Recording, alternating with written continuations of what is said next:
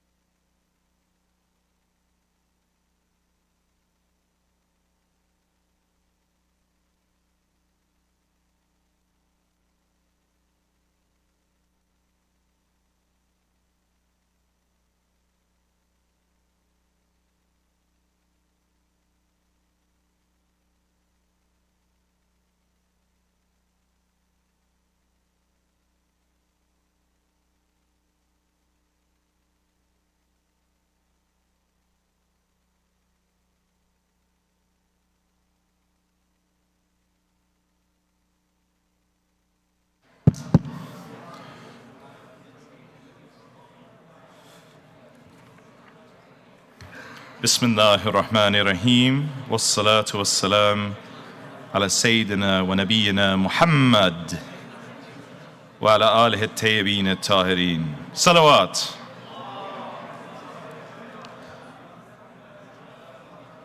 Okay, Assalamu alaikum everyone. تقبل الله أعمالكم. We will be beginning panel 5 momentarily, so if I could please ask you all to take your seats. We will be beginning panel 5, Theism and Atheism, momentarily. So please, if I could ask everyone to return to their seats. I don't want to go there, but the sister side is looking much more ready to learn than the brother's side. Yeah. I hear some cries of agreement coming from over there. I didn't say I was surprised. There was no surprise was expressed. I'm just throwing shade on the brothers.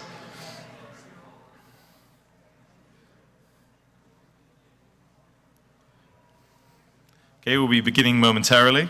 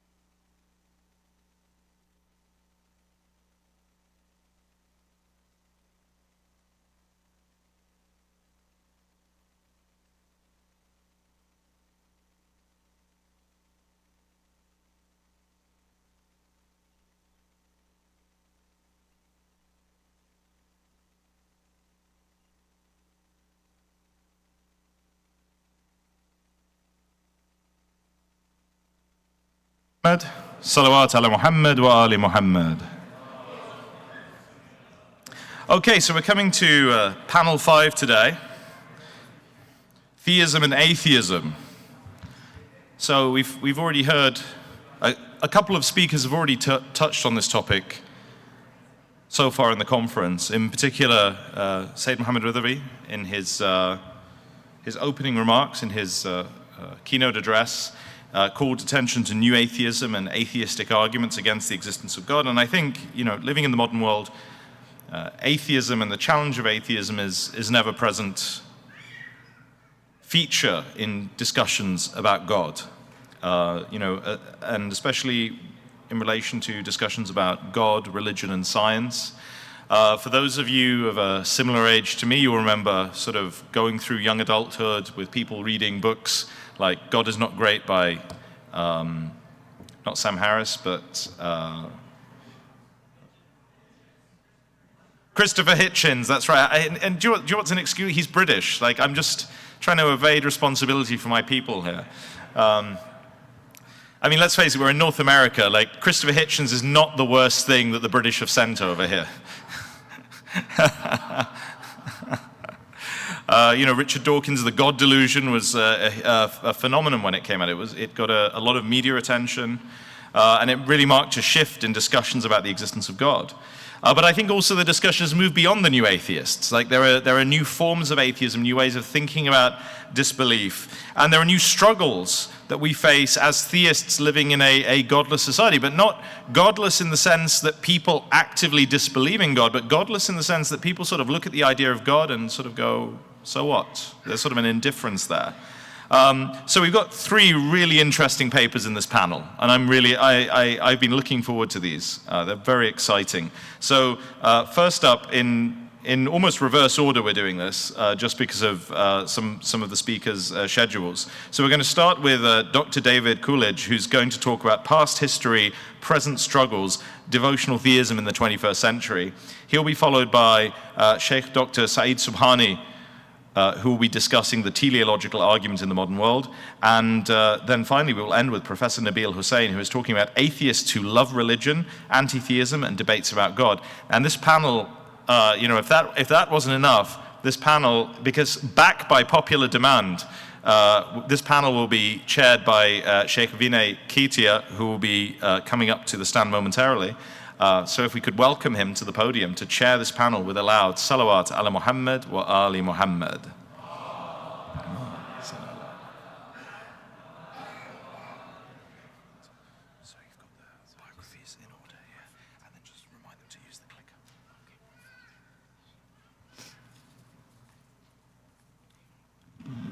Thank you, Alex. So, as he just mentioned, our first speaker is Dr. David Coolidge. Dr. Coolidge received his PhD in 2023 from the Graduate Theological Union with a dissertation about Muslim perceptions of the Hindu tradition. He has worked at Dartmouth College, then at Brown University, so has a lot of experience in the Muslim community in general, as well within academia. As well as having not only a specialization in Islam, but a specialization in Indian religions and Hinduism as well. So it's going to be a very interesting paper. The title of his paper is Past History, Present Struggles, Devotional Theism in the 21st Century. So without further ado, Dr. Coolidge, come on up, please. Thank you. Sallu ala Muhammad wa ali Muhammad.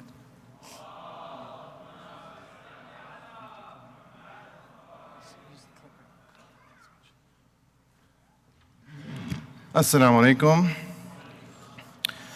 بسم الله الرحمن الرحيم الحمد لله الذي علم بالقلم علم الإنسان ما لم يعلم وصلى الله على محمد وآله وسلم.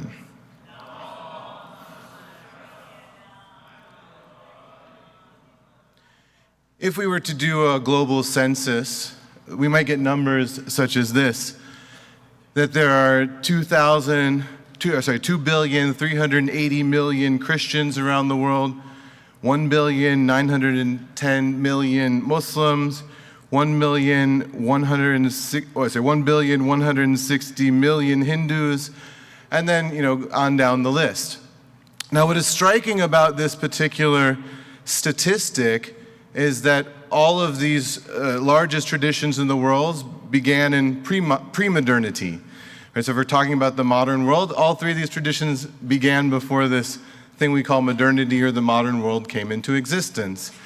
And if you remember from the very first presentation, the chart of the technological changes over the last 5,000 years, the reality is that we can only really go back to the year 3000 BC and the invention of writing to try to trace these traditions in any more specific historiographic certainty, so that we can hear from other people what they mean when they're doing their religious traditions. The oldest text, arguably, is the Rig Veda. The Sanskrit text is the foundation, one of the foundational texts of the Hindu tradition. And so, we can see what people were actually saying about life and existence and what it means to be human. But before that, we can only speculate. And if you also remember about the first presentation, there was a chart about changes in religiosity between 1980 and 2020. And he didn't mention it, the Secretary General, thank you for doing that talk, but he didn't mention it, but the top line was those who are sort of outwardly practicing religious people, traditionally religious or something like that. And it was stable at 40% of the global population. So if we were to sort of look at that population, those who are worshiping God on a regular basis and are comfortable, I believe in God and I believe in whatever I believe in, the bulk of them would come from three particular communities: Christians, Muslims, and Hindus. And so if we look at the history of religions as a phenomenon over the last 5,000 years in history, we can trace, to a certain extent, the development of particular religious traditions, some of which are gone. Ancient Egyptian religion was around for thousands of years, and all that the Quran really mentions of it is the story of Musa and Harun alayhim as-salam, may peace be upon both of them, confronting Fir'aun, and in effect confronting the entire basis of the ancient Egyptian religious system. And now it's gone, وَزَهَقَ الْبَاطِلِ, as the Quran says, the falsehood has perished. Maybe when you were alive in the time of Musa and Harun alayhim as-salam, peace be upon both of them, you would have think, oh my gosh, it's so dominant, it's so powerful. But then, like Ashab al-Kahf, the people of the cave, if you could go to sleep for 3,000 years and wake up in our world, and you'd say, oh, where's Ra? Where's the son of Ra on the face of the earth? People would laugh at you. They say, oh, well, you can watch this movie called The Mummy with Brendan Fraser, and that's what we think about it now. So now, of course, if we're talking about atheism, atheists and those who especially are militantly atheists lump all of these things together. And they say, well, what is the difference between the worship of Ra and the worship of Krishna or Jesus or Allah in terms of being, sort of three ways of talking about the supreme deity and the three dominant living traditions that have survived from pre-modernity? Well, in the social world, in the historical world, the power is that we're here. We are just as much a part of the modern world, and we are worshipers of Allah. And down the street, there are worshipers of the Trinity. And then down the street from them is maybe, I assume in Toronto you have a BAPS Swaminarayan temple. They're worshiping God in their own way. And you can read there's a whole book in comparative theology about BAPS Swaminarayan theology published by Cambridge University Press if you're interested in that sort of thing. So point is that we haven't died, right? As the talk about secularization in Iraq in the mid and latter part of the 20th century indicated, that was a time when people thought that religion was going to die in human society, and that was the concern of the novelist that she was talking about. But it has survived. But our modern world has a particular genealogy, and that particular genealogy, as we all know, is European colonialism, European colonial modernity, whatever you want to call it, that created this world. I see the vestiges of the British Empire all day, every day. I don't know how you look at, the tajalliyat of Allah in this particular moment, but when I sort of connect the tajalliyat of the moment, of the waqt, to the historiographical processes that bring about these moments, I also see the vestiges, the athar of the British. And I think, as Canadians and Americans, we should obviously all own up to that. But we also forget that this European colonial process that happened over the last 500 years and created the modern world system, as Emanuel Wallerstein would call it, was deeply connected to the Christian tradition, both Protestantism and Roman Catholicism, not so much the Orthodox traditions, Greek Orthodox, Armenian Orthodox, Syrian Orthodox, Russian Orthodox, right? When you look at the colonial enterprise, it's much more heavily Protestant and Catholic. And so when we are talking about religion in the modern world, especially in countries like the UK or Canada or the United States or Australia, and we see this all the time, we're often presupposing the centrality of Christianity in world history, the centrality of Christianity in society, the centrality of Christianity of laying the terms for theological engagement, right? And we see that even in the academy, where a Muslim who wants to identify with their tradition, get a PhD, and speak their truth to power, so to speak, is in the same case as the Hindu who wants to do that with the Bhagavad Gita or the Bhagavata Purana or whatever their sacred text may be. And this quote, more than any other, shows that. 1835, Thomas Babington Macaulay, a British colonial official, says, "A single shelf of a good European library was worth the whole native literature of India and Arabia." And I was saying this in a conversation with Vineet Chander, who's the Hindu chaplain at Princeton University, my alma mater, and he was saying, growing up in the Hindu community in the United States, I heard that quote over and over again, but not till you just said it right now, and he has a PhD now, mashallah, not till you said it right now did I notice that they linked India and Arabia.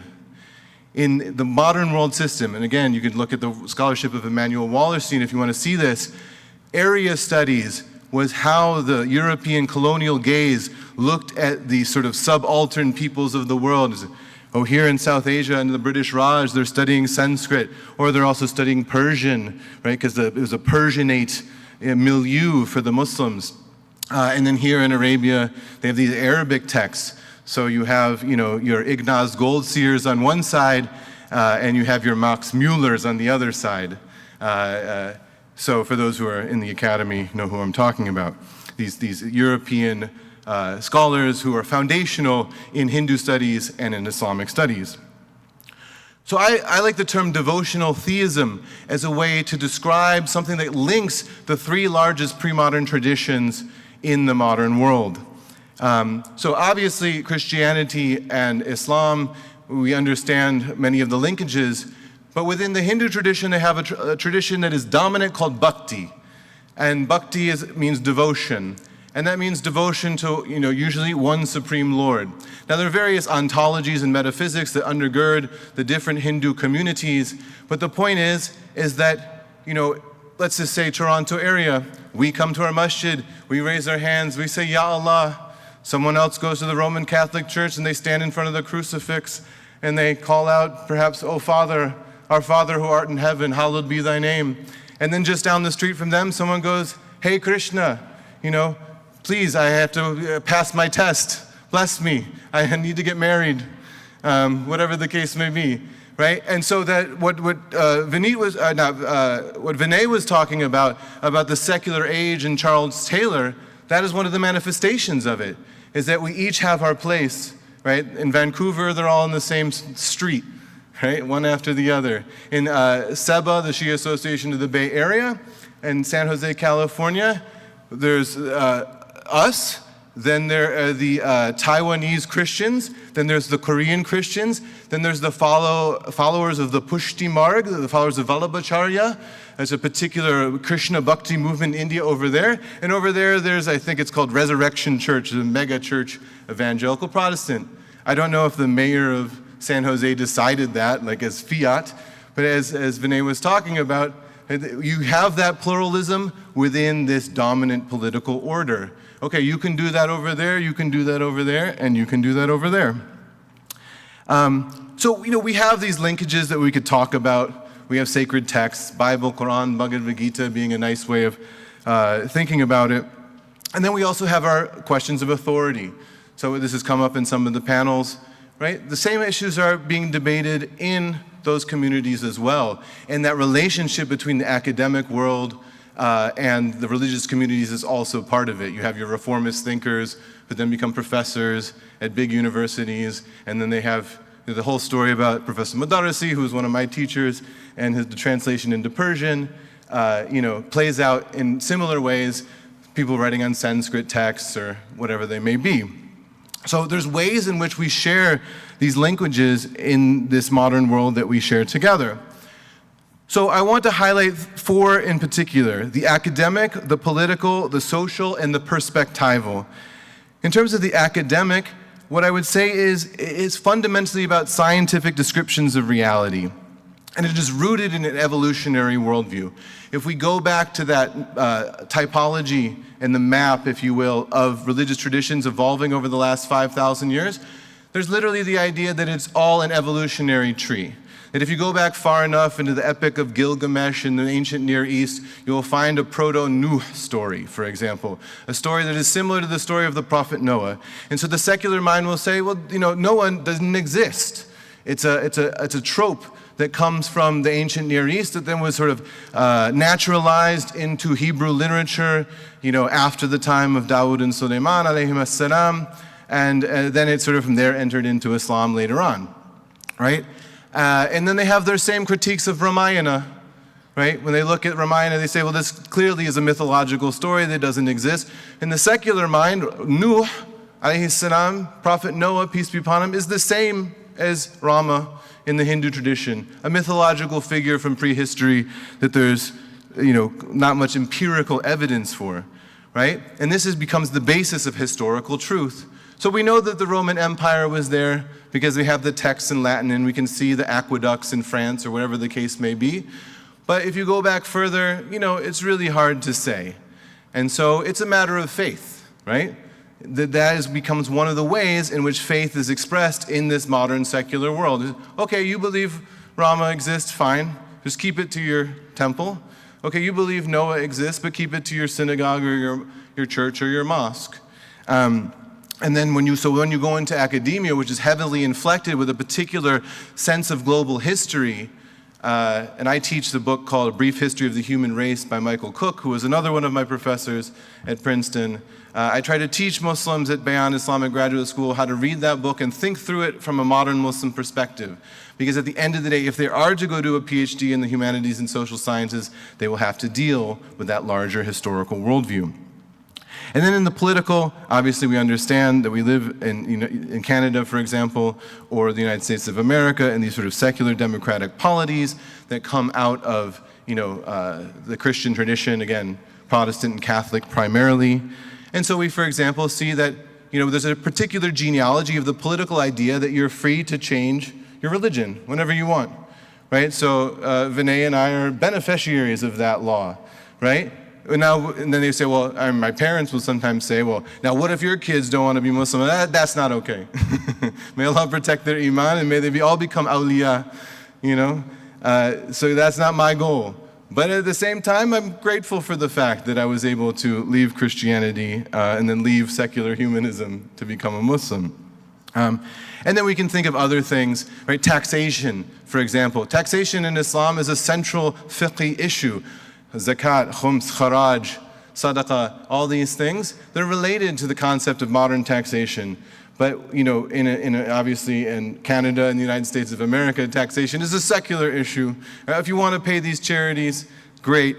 And in the United States of America, we have a rule that you can give up to 50% of your adjusted gross income to religious organizations, which is one of the most anti-Marxist policies in human history, right? To say that you're going to take money away from the people and give it to the church, But we have to have that to have our masjids and our Islamic schools and so on and so forth. I don't know the system in Canada, but it's probably roughly similar. Then we have the social. We have, and what I'm defining as the ubiquity of easily attaining desires. Proliferation of online pornography. It's totally legal. Easy access to alcohol and drugs. You can go to the weed store, you can go to the alcohol store. It's part of the society. It's there for your taking, and the only thing that's going to keep you is some form of taqwa, right? It's not actually illegal. And we have more movies and music now than it's even possible to consume. When I was younger and I wanted to listen to a sort of obscure punk rock band, I had to drive an hour to some random store that maybe had that record and maybe didn't, or I called them ahead of time. Now you have with Spotify, and you can just like, boom, any single song in the history of humanity or something like that. But then we also have something which I call the perspectival, which is an increased awareness of cultural diversity. And this is the main point I want to leave with you with, is that in this space, the secular age of Charles Taylor, it is the secular that becomes the universal gaze, right? So if you want to go study Arabic and Islam at University of Toronto or McGill, you can do it with Jews and Christians and Muslims and atheists, right? If you want to study Hinduism at those institutions and study Sanskrit, you can do it with Jews and Christians and Hindus and now me, one Muslim, you know? Because that's part of that universal categorizing. We are on the top, looking down at human history, looking down at all these peoples of the world who we've now gathered under our post-colonial world order. And so the people of Gujarat and the people of Punjab and the people of Yemen and the people of Lebanon have come, and as long as they play by our rules, they can, add to the melting pot, right? They can bring their tastes and their flavors. And we've all experienced this. If you think you're the equal, if you think that your way of thinking is the equal of theirs, then there will be some tension. There will be, wait a second, no. And I experience this a lot, because they look at me and they think, oh, you're one of us.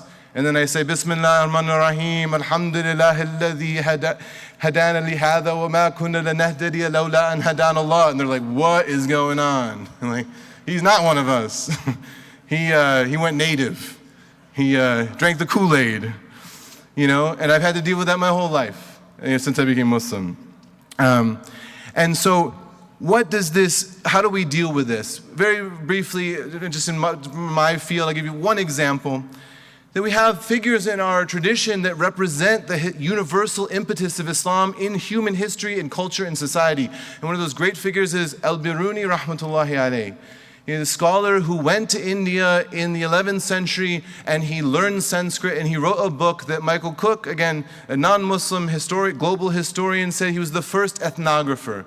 He was the first person who provided a sort of proto-scientific description of another culture based on their texts and their, explaining of their texts and the way, and it literally is just, this is what those people do. This is their family structures. These are their calendrical systems. These are their religious texts. We know that certain Sanskrit texts, were in existence from that time or before because they're mentioned by Al-Biruni in Arabic, not in any other Sanskrit text, right? He was that good of an ethnographer.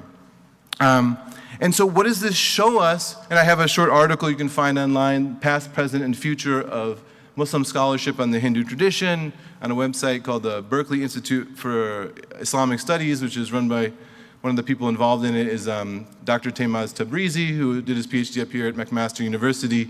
Another person, Bilal Muhammad, who's over in Mississauga. And so I wrote that for the community, right, who are not going to read my academic articles.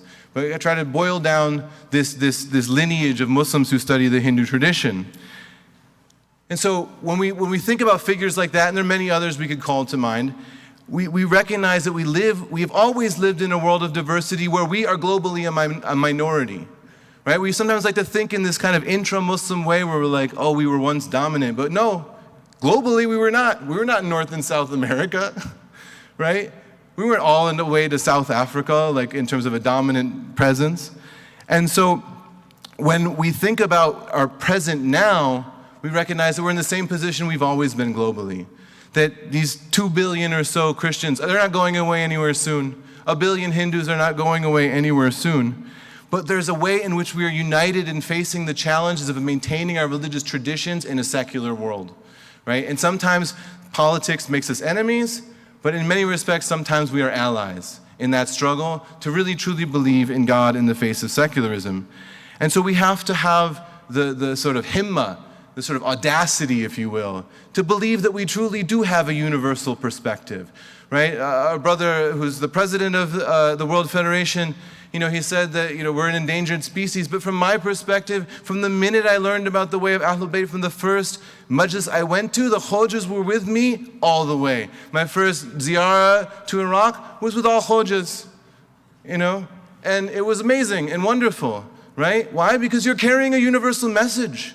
At the same time that you're Khojas, you're also bearers of the universal truth, right? So someone like me can benefit from that in a way that is irreplaceable and absolutely priceless. And so I'm out of time, and I want to thank you very much, but it's one last point, is that core to this idea is to distinguish between al-hukm, the hukm taqweeni, the creational command, and the hukm shar'i, right? We still believe what we believe. We still face Mecca. We don't face Rome. We don't face Varanasi, right? We still face Mecca. But we believe that our Lord is the Lord of this entire planet Earth and everything that has ever happened upon it. And وَهُوَ مَعَكُمْ أَيْنَمَا كُنْتُمْ, right? He's with you wherever you are. And so I always tell people, the globe is mine. I'm not afraid of anything because my Lord is the Lord who made this planet and made me and made all of us. And so...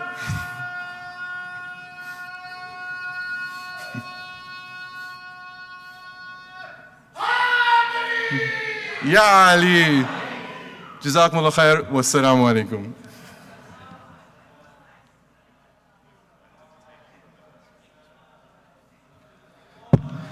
Thank you very much, Dr. Coolidge, for that really, really inspirational talk. And also, wow, the number of Nada Haydaris we've had in this conference. So I think this is definitely a record for academic conferences, but that was something. So thank you, Professor Owen. Just shout out there for that. I think that might be one of the best Nadas I've ever heard as well. I've just added him, yeah, just mashallah.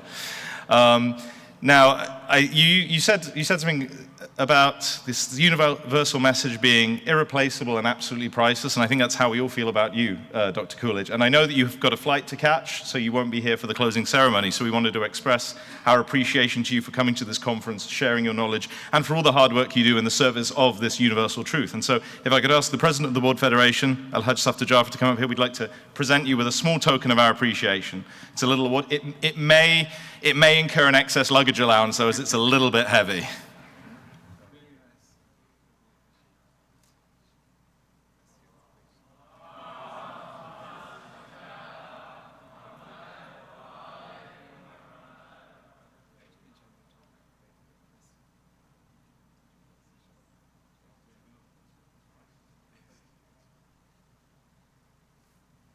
And we now return to our regularly scheduled programming. Can we please welcome Sheikh Vinay to restore some order in this hall with a loud salawat ala Muhammad wa ali Muhammad.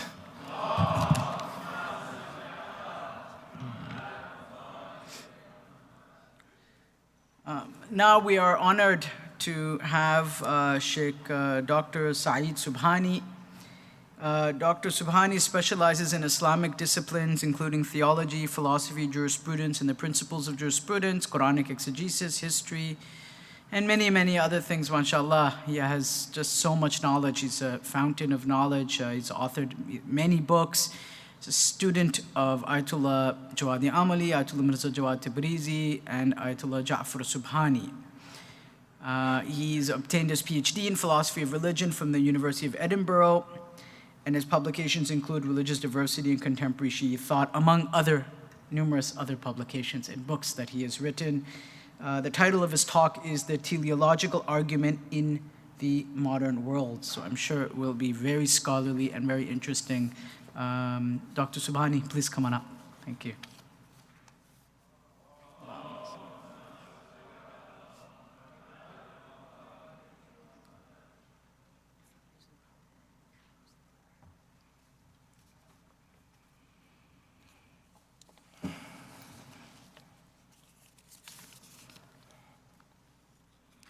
بسم الله الرحمن الرحيم الحمد لله وصلى الله على سيدنا ونبينا محمد.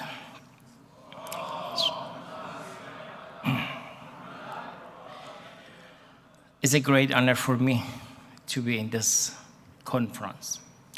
So the topic is theological argument in the modern world, or the argument of design. The learning outcome of this talk will be, do we have enough evidence for proving the existence of God? Are these arguments convincing for the rational people? Why do some philosophers of the New Age deny the existence of God? And why do we witness religious skepticism? Many people, or some people, they have a doubt. Now, so let's start that how can we know God? How can we appreciate God? How can we understand God? There is a great hadith, it's not a great hadith, there is a great statement which they say, الطرق إلى الله بعدد نفوس الخلائق. There are many ways to know God as the number of creation. Of course, it seems that it's not hadith. For the first time, this statement is mentioned by Sheikh Haydar Amuli, one of the great Shia mysticism urafa. Later, Faiz Kashani, one of, again, great Shia scholars from the 11th century, Islamic 11th century, he denies that it's not hadith. And moreover, amongst the ulama of Ahl Sunnah, Ibn Taymiyyah, Haythami, and they have a doubt. Whether it is hadith or not, it's a very wise statement. There are many ways to recognize, to know God. One day, Prophet of Islam saw an old lady was using his man-made sewing machine. The Prophet said, "Do you believe in God?" She said, "Yes, Ya Rasulallah." The Prophet said, "Okay, prove the existence of God." So she left the man-made sewing machine, and after a while, the machine stopped working. Then she said, "Ya Rasulallah, this man-made machine needs me. How can we believe that the whole world is running without any conductor, without running any creator?" And the Prophet said, "Alaykum bidin al-ajais." Learn the theology from these ladies. So, as I said, there are many ways for understanding, for knowing, or for proving the existence of God. However, we can classify these ways into three classifications. The first one is, as you know, each argument should consist of three parts. Each argument should consist of three parts. Minor premise, sughra, major premise, kubra, and conclusion. Sometimes both major and minor premise is intellectual. Like the argument from contingency, burhan, wujub, and imkan. I don't want to go in detail. So we know that there are many phenomena in this world. So we ask this phenomenon, of course, is effect. And each effect needs a cause. Then we move the question for discuss. For example, A is created by B. B is the cause for A. Then again, we ask the question, who created B? Again, B needs another cause. So if we keep going this chain, it leads us to infinite regress, tasalsul. Then they prove that this chain of cause and effect should stop. Otherwise, it leads to infinite regress or circular. So both argument, both statement is intellectual. And the second one is, the first one is experimental observation, and the second statement is intellectual, which we are going to discuss today, Burhane Nazm, the argument of design, or teleological argument. And the third way, brothers and sisters, via kashf و shuhud, heart. We can understand, we can know him. We can prove his existence by purification of our heart. We heard this hadith is mentioned by the Shia and Sunni scholars. Man asbaha lillahi arba'ina sabahan. Jarallah yanabi al-hikmah min mara'i qalbihi ala lisan. Whoever purify his heart for 40 days, Allah will send, Allah will follow the wisdom from his heart to his tongue. And of course, in kashf shuhud, we have many ways. By purification of heart, Allah can remove the veil from our eyes. May Allah elevate the soul of our teachers. Ayatollah Hassan Zadeh Amali, 35 years ago, he had a lecture in the Association of Philosophy and Juman Falsafa and Hikmat in Tehran. So he mentioned this statement from his teacher, Ayatollah Tabatabai, and he said, whenever I purify my heart, I control my eye, I control my mind, I can see the better, and the veil removes from my eyes. The more I purify myself, the more I can see better. So one day, Imam al-Sadiq alayhi salatu was salam,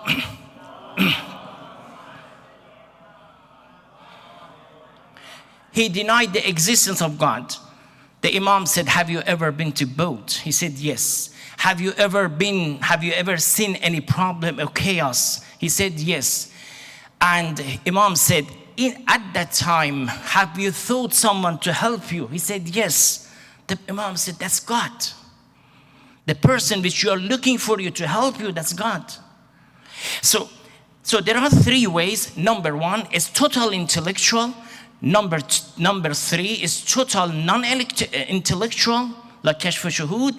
And the third one, which we are going to discuss, is the first premise is experimental observation, tajrubeh, and the second premise is intellectual.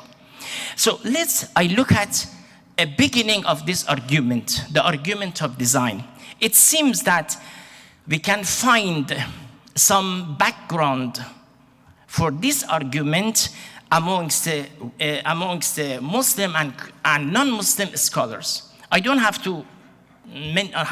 time to refer to Muslim scholars. So in India, this argument is presented by the school of Nyaya. So they prove the existence of God by the order of the world. And in the West, it seems that for the first time, Heraclitus and Plato and Aristotle and Stoics, Rawaqiyun, they mentioned this argument. And recently, this argument rebirthed by very famous Christian scholar, William Peely. So I refer to some of these arguments. For instance, amongst the Western scholars, Socrates, he says, regarding this argument, he says we can see only by the light of Allah. By the light of God we can see. And he says that look at the grace of God. You can see his grace everywhere. Then he gave a good example, Socrates. He said, look at the sun. It's not very close to you, otherwise it burns you. It's not very far, otherwise you are going to be frozen. It's amazing. We have the same ayah in the Quran. Man lam yaj'al Allah nuran fama lahu min nur. Since Socrates, he gave an example for sun, it shows that he tried to prove the existence of God by the argument of design. The second scholar is Augustine, Saint Augustine, and one of his book, which is one of the source of natural theology, he says, look at the beauty of the nature. The beauty of nature can guide us. He says the beauty of nature is a strong tool, is an infallible tool to lead us towards Allah subhanahu wa ta'ala. And he said, He has a good statement. He says, how can I reach Allah subhanahu wa ta'ala? He says, whenever I look at the earth, I see the earth is his creator. And whenever I look at the sky, I realize that sky is his creator. Whenever I look at the beauty of the star in the nighttime, I realize that how beautiful they are, and I'm looking for their creator. In another statement, he says that one day I asked the sky, are you my Lord? He said, no, I'm not your Lord. And I asked the ocean and sea, are they my Lord? All they say, no, we are not your Lord. Your Lord is someone else. Another scholar from the West, John Scott, in the 9th century, which he was famous as the second Augustine, in the book of Deviation of the Nature, he has two beautiful, wise statements. He says that in the wisdom of God, he says God can be seen the existence of world. And the wisdom of God is manifested in the arrangement of the world, the management order. John Ray, another scholar, the founder of the modern botany, he in the book of the wisdom of God manifested in the works of creation, he says, I admire the perfection of the design in the world of plants and the animals. Then he said, through the nature, we can prove the nature's God. So just briefly, I mentioned the history of the argument of design. Now, with your permission, I skip a couple of pages and I go to the argument of design. Brothers and sisters, each argument at least should consist of 2-3 parts. The first part is named Sughra, minor premise. The second one is major premise. And the third one is named conclusion. For example, just for brothers and sisters who might not familiar with the science of logic, we say Ali studied philosophy. Whoever studies philosophy is clever. Conclusion, Ali is clever. So the argument of design consists of 2 parts. Number one, the first premise that there are many orderly phenomena and purposefulness in this world. This is our first premise. And the second premise is that such order cannot be the outcome of the blind chance, but it stems from an intelligent architect. And conclusion, the world has emerged as a result of design and planning of a wise creator. So let's discuss about these arguments. Let's look at the first premise. The first premise, as I said, has 2 interpretations. Number one, there is accurate, precise, very perfect order in this world. This is number one. Second interpretation or second justification is that there is a precise purposefulness in this world, which I'm going to discuss the argument of design from 2 perspectives. Number one, I don't want to discuss more.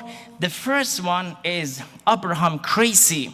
You know, he was the president of the New York Academy. He says the word of existence cannot be the result of accident.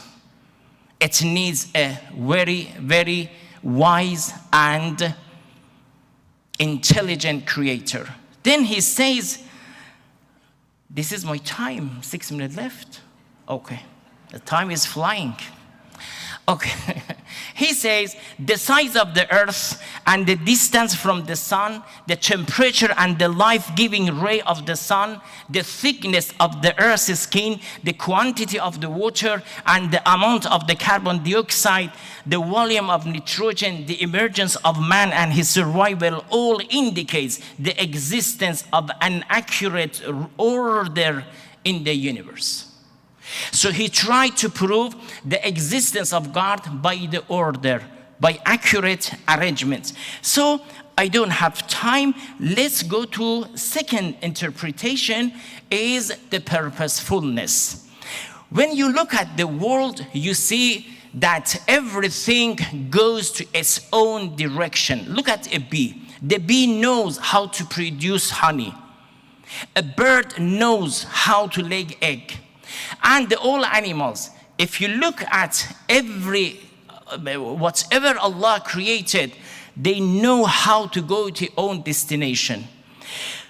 So the perfect aim of honey is the perfect aim for bee is honey production. For fruit is fruit production.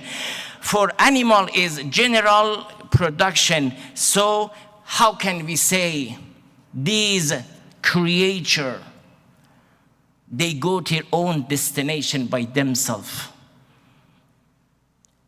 Now, since my time is very short, I mention one example from Morrison.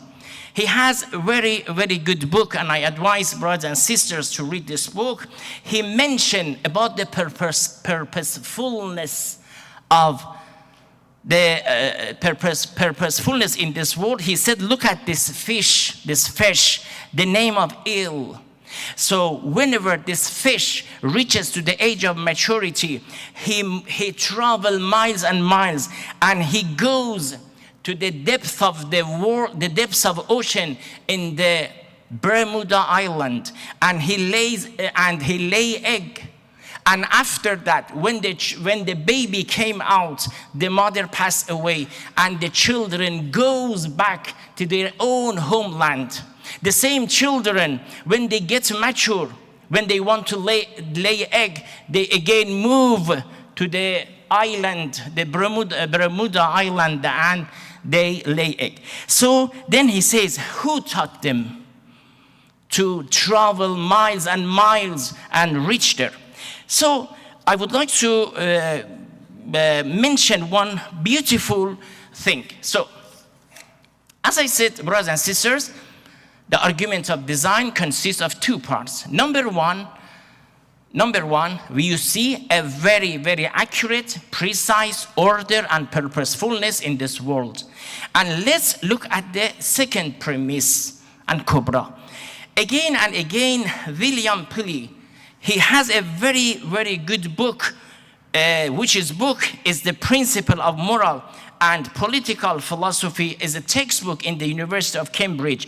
He has a very famous book, The Natural Theology. He said, if you are walking in a desert and you see a stone, you are going to ask how the stone came to here. So this question is so simple, how the stone came to here. But whenever you see a watch, a very accurate watch is working, and you see in the desert, he said this question is not as simple as the previous question. You are going to ask, who brought it here? Can you say the clock came here by itself? Can you say the clock is created by itself, or someone, an accurate architect, a wise person brought him here? Now, I look at this argument from the philosophical perspective. There is a very important principle in philosophy of Mullah Sadra. It should be a type similarity, senkhiyya, between cause and effect. It means that each cause can produce a specific effect. For example, the ice can produce coldness. The fire can produce the heat. The fire cannot produce coldness.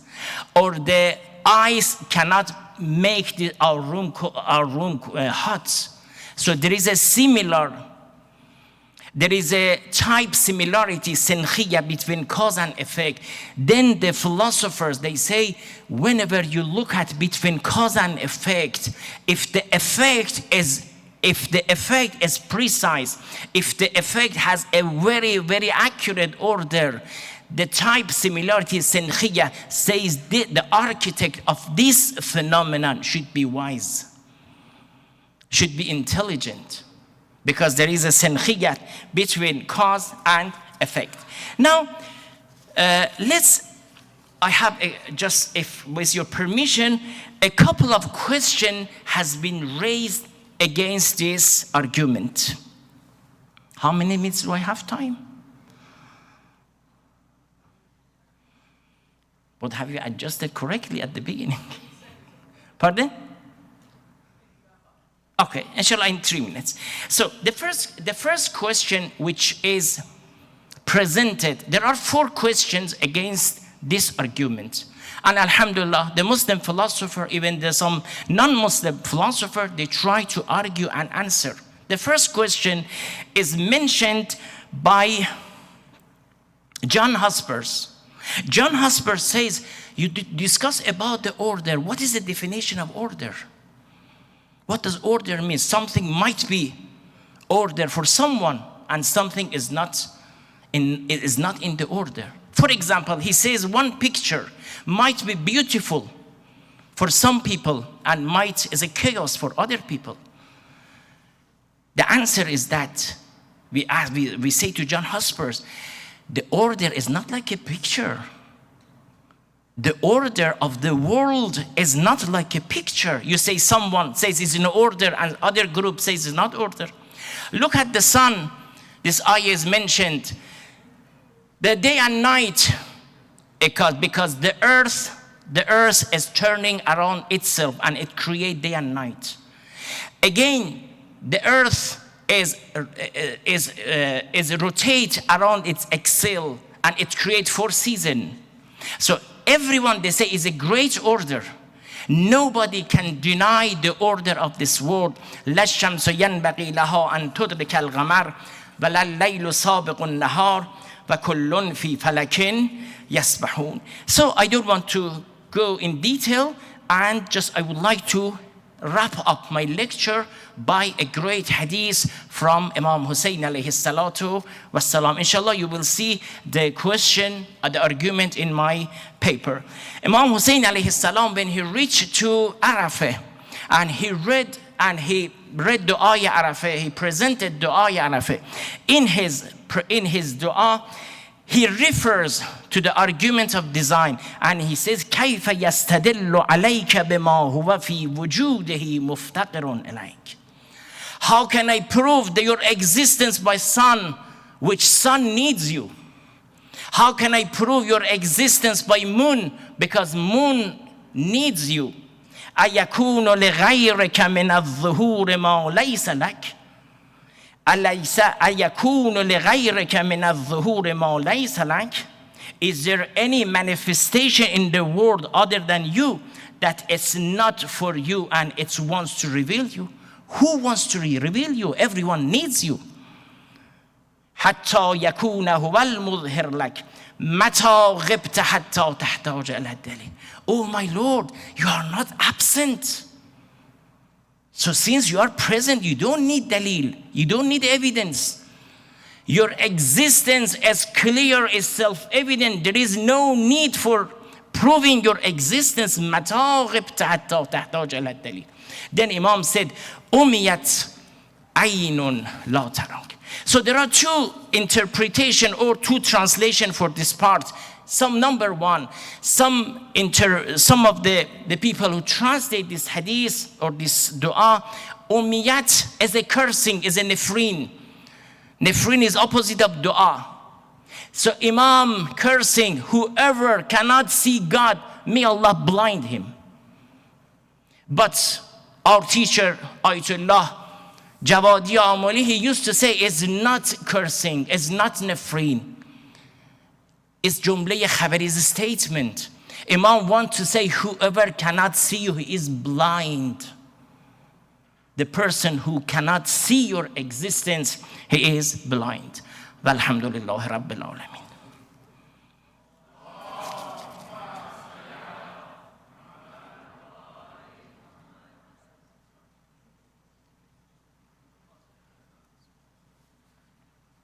Thank you, Dr. Subhani, for your wonderful and very scholarly talk. MashaAllah. May Allah subhanahu wa ta'ala give you more tawfiq to share your knowledge and to teach and to shed light upon the madhab of Ahlul Bayt alayhim salam. Now I would like to call up my dear friend, old friend. We go way, way back. Professor Nabil Hussein, before the name professor and all of that, we've known each other much before that. But mashallah, my dear friend Nabil is Associate Professor of Religious Studies at the University of Miami. His research broadly considers the development of Islamic theology, historiography, and debates on the Caliphate. I did one of our first podcasts with the Shia Research Institute was with him, so if you want to know more about his book, Opposition to the Imam, amazing book, really, really good book about the history of the Nawasib. Dr. Hussein has a PhD in Near Eastern Studies from Princeton and an MA in Arabic and Islamic Studies from Harvard. He is a recipient of a Fulbright Award and the University of Miami Fellowship in the Arts and Humanities. The title of his talk today is Atheists Who Love Religion, Anti-theism, and Debates About God. Dr. Hussein, come on up, please. Thank you. Sallu ala Muhammad wa ali Muhammad.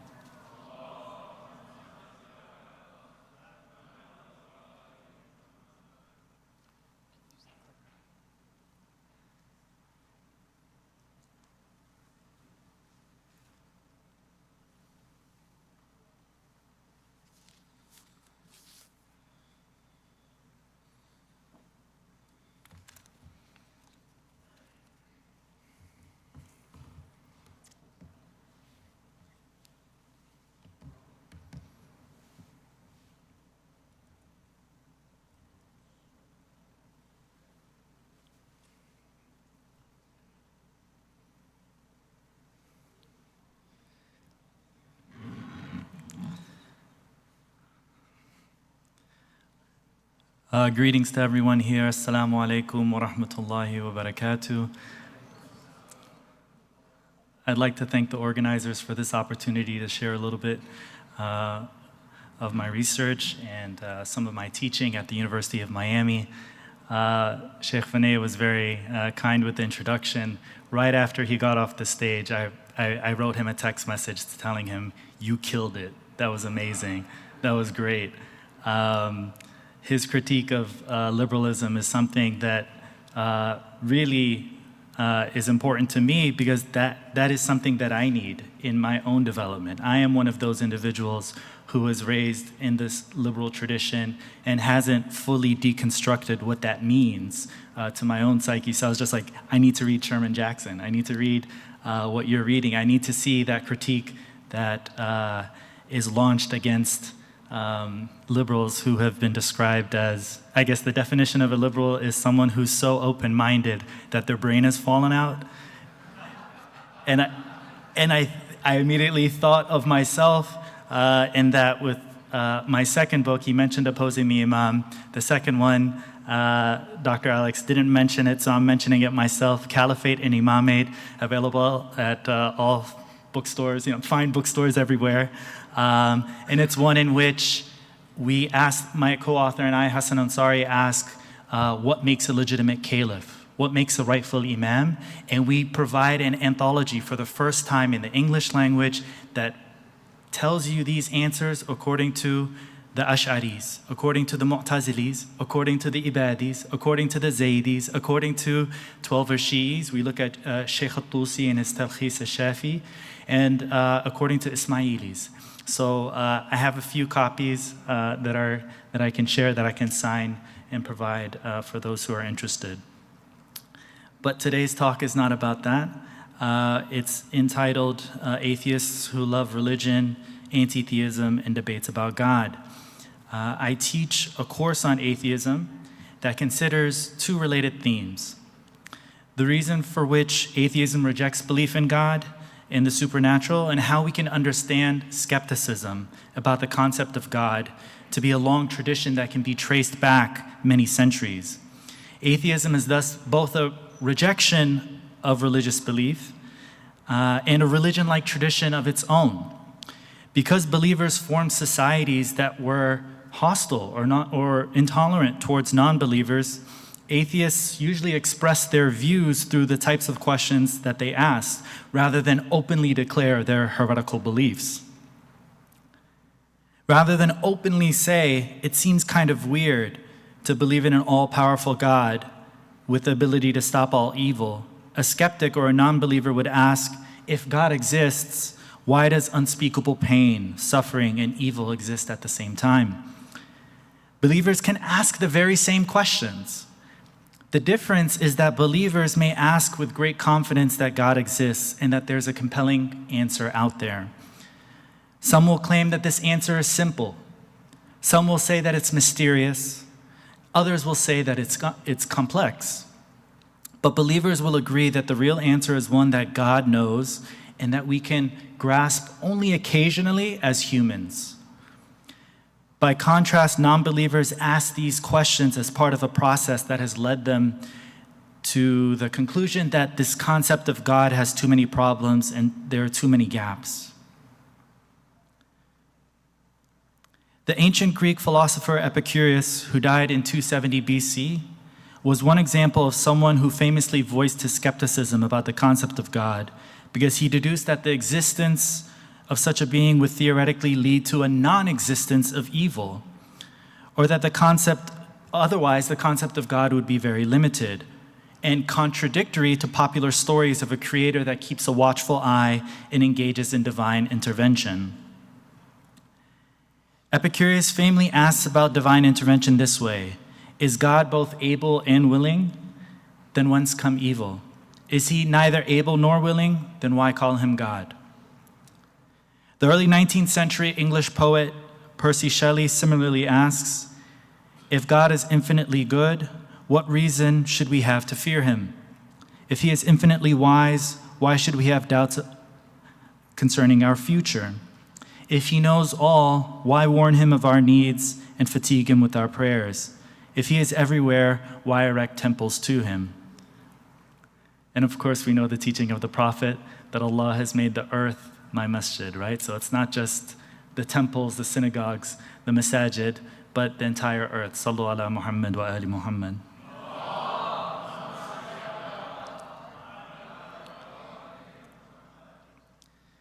Another reason for which skeptics doubt the existence of God, like the presence of evil, is the presence of a diversity in religions. If the God of one of those religions actually existed, wouldn't that God prevent the continuation of false religions or false sects within a particular religion, so that people who decide to worship God will worship the right one? Why allow the universe to continue for thousands of years without resolving this diversity, at least for those who care to seek God? Why not make one true religion unique both in its strength of its claims and the evidence it provides, so that it is compelling for a critical thinking adult and it can be differentiated from false religions? Since seekers would then recognize the strength of its evidence and arguments, they'd gravitate toward that religion, regardless of the country or the continent that they live in. This is, in fact, the claim that Muslims make about Islam. This is, in fact, the claim that Christians make about Christianity. But when we look at the evidence, they all seem to resemble one another in arguing that they have a particular book that represents the Word of God and a number of miracles associated with holy men and women that occurred in their community, proving this claim to be true. And so we're right back to square one. We have multiple religions making parallel claims and who appear to appeal to the same type of evidence, right? This appeal to supernatural events, the strong inner conviction of prophets and early believers in their community who are touched by God, and then the testimony of informants about the past or about that supernatural world. And so the short of it is that there are two timeless questions that have confounded believers and non-believers alike. How can evil exist when there's this omnipotent being who doesn't desire evil? And if God exists, why is there such diversity in religion? And why do most people follow the religion of their culture? In discussing this question in my courses at the University of Miami, we first start off with key vocabulary. And I think this question of definitions and vocabulary was very important. That's something that we saw yesterday when we were considering other questions. For example, or on Friday when we were talking about Shafa and intercession and what that means at another venue, at Emmanuel College. But let's turn to some key vocabulary here. What are anti-theists? Anti-theists are those atheists or non-believers who actively oppose religion and work toward a world without religion, without the phenomenon of religion.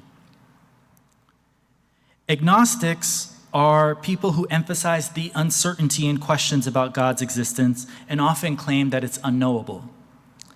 I'd say there's a common myth about agnostics, and that is that they are people who sit right in the middle and claim that the probability of God's existence and non-existence is 50-50. I would say that that is not agnosticism, and that is not an agnostic.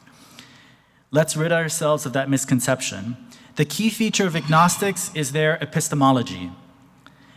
The idea that all of the evidence for God doesn't yield certainty. That is an agnostic, someone who says that there is uncertainty in all of this regarding the existence of God or the non-existence of God. You can be an agnostic who's uncertain and believe that there is a good chance that God exists, right? You would say that the probability is more than 50%. But because you say that you are unsure and that you might believe that humans don't have the tools to be 100% sure about this, then you would be an agnostic who is 99% sure that God doesn't exist, or that God exists. And so with that element of uncertainty, you're an agnostic who is a believer, who has faith. And faith meaning you trust, you believe, you are taking a leap of faith in the existence of God. There are also agnostics who say that we can't know this answer, and they are 99% sure that God does not exist. And so for that person, they would be an agnostic with atheist leanings. And as it was discussed by Sayyid Rizvi, Richard Dawkins himself puts himself in that category. He can't say that he is 100% sure God doesn't exist. And in fact, he recognizes that it is impossible for an atheist to claim such a thing. He would say that they are being dogmatic in a way that is irrational, and in the way that they critique someone on the other side of the spectrum who is 100% sure in God's existence and says that it can be proven to anyone. They would say both ends of the spectrum are problematic. And of course, for the believer, one can say you can have 100% certainty within your own heart, but that is something that you cannot fully put into words and convince someone else of when you have that 100% certainty because you have witnessed things or because you have experienced things, right? And that's okay, that's different. There's also the term freethinker. And I would say this is an ambiguous term, right? It generally refers to people who form their opinions about the universe without believing in complete obedience to any religious authority. Sheikh Vinay pointed to the fact that in a post-Enlightenment period, there has been a widespread shift in cultures in a postmodernist society where people have become quite skeptical of the authority of ulama or the authority of religious figures. And a freethinker in the pre-modern period was very similar. They were very skeptical of the claims of prophets. They were very skeptical of the claims of religious authorities. But they didn't necessarily disbelieve in God. And so free thinkers in history included Ibn al-Rawandi and Abu Bakr al-Razi. It's an ambiguous term when you say that they are a zindiq or that they are some sort of free thinker. Did they believe in God? Did they believe in God or not? That is unclear. But what is certain is that they didn't believe in religious authorities among themselves. And today in the Muslim world, there are free thinkers who believe in God, but because they have certain tensions with the ulama in their community, they are sometimes portrayed as non-believers, or they are sometimes accused of atheism when that's not the case. It's just that they have, you could say, beef, if that was the word that Alex mentioned before, with certain figures in their community. And then there is the skeptic, someone who withholds judgment until sufficient evidence is available. And so again, Sayyid Rizvi mentioned Bertrand Russell, who viewed himself as a skeptic. He said, look, I I am going to withhold judgment on this issue until sufficient evidence is provided to me that this thing exists, whether we're talking about God or something else related to the supernatural. A theist is someone who believes in the existence of a supernatural deity. Hopefully that's clear. That's a beginning point. An atheist, it's from the Greek a, theos, right? A means without, and theos meaning God, is someone who does not believe in God. Or you could say someone who simply lacks belief in a deity. So lacking belief in a deity doesn't necessarily mean that you are claiming that you can prove the non-existence of that deity. You can be someone who simply just didn't grow up with those beliefs, right? And so atheism can have a neutral connotation to it. An atheist can have, I could say, one of three attitudes towards religion. They can have a negative view of it, they can have a positive view of it, and they can have a neutral view of it. The negative one is the one that's previously mentioned, that they are an anti-theist, someone who opposes religion, who opposes theism because they believe it's harmful. And I think the term that people have used earlier is militant atheism to refer to that. But what about the one who has a positive view of religion? Religious atheists might include Buddhists, Unitarians, Jains, who keep their religious identities, or Jews, who keep their religious identities and philosophies without believing in God, in a God or in a deity. And there are those who have a more or less neutral view, and I would say perhaps they are a post-theist, one who believes questions about God don't matter anymore. And again, this is something that has come up again when Sheikh Vinay was providing his presentation.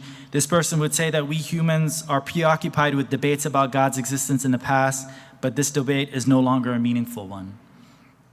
Right? And so attachment to a particular religion isn't meaningful.